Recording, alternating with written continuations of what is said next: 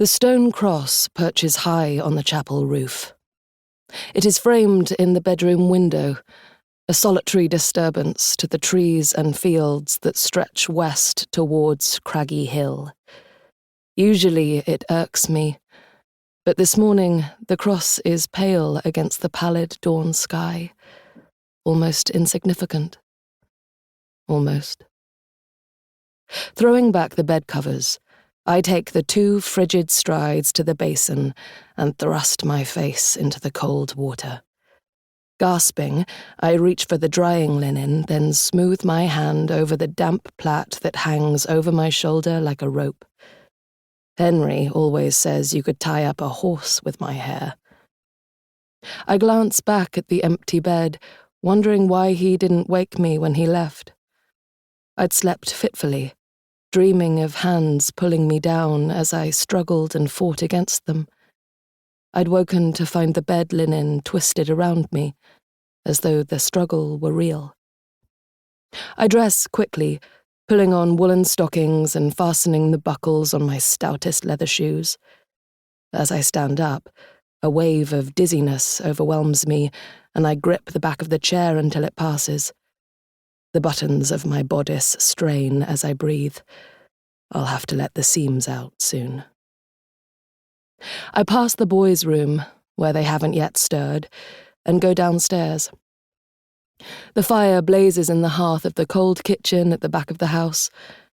Peg, her wind-raw cheeks glowing red in the firelight, rolls out pastry for pies. Bread is already baking in the oven, and a warm, oaty smell fills the room. "Has Mr. Wolfreston gone, Peg?" "Tom Dyer fetched him to see to that pauper queue that were lining up outside the chapel this morning." "Well, but it's too early." "Well, I saw 2 women huddled in the porch when I came by. One had a babe." I wrap my heavy blue shawl around my shoulders and fasten it with a brooch. "Well, I'd better take over some bread if it's ready," I say, eyeing Peg carefully, expecting the usual confrontation. Peg doesn't hold with me giving fresh bread to the paupers and scavengers that come begging to the church. But today she only wipes her flour-dusted hands on her apron before taking a basket from the floor and setting it on the table. "I made these already," she says, lifting a cloth to reveal 2 warm round loaves. "For Mr. Wolfreston's breakfast, mind. Not them scavengers." She turns briskly back to the pastry, hiding the twitch of a smile. I close the back door behind me.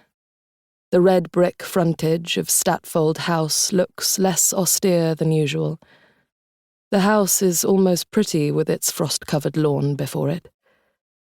A short way down the lane, the chapel sits among the handsome rowan trees Henry's father planted just before he died. I hurry past the graveyard to the vestry entrance. The odour of ash, tallow, and damp wool enfolds me as I enter the small room where last night, after a day of picking pears, I had bent over the church accounts, calculating what was left for the poor. The embers had died in the fire, and the wind had echoed low in the chimney when I finally closed the ledger. I wrote in the parish records, "This harvest is meagre. If this dearth persists and war returns, what hope is there?" Then I had walked in the howling darkness back to the house, where Henry slept in the chair by the fire with the mercurius news sheet lying on his lap.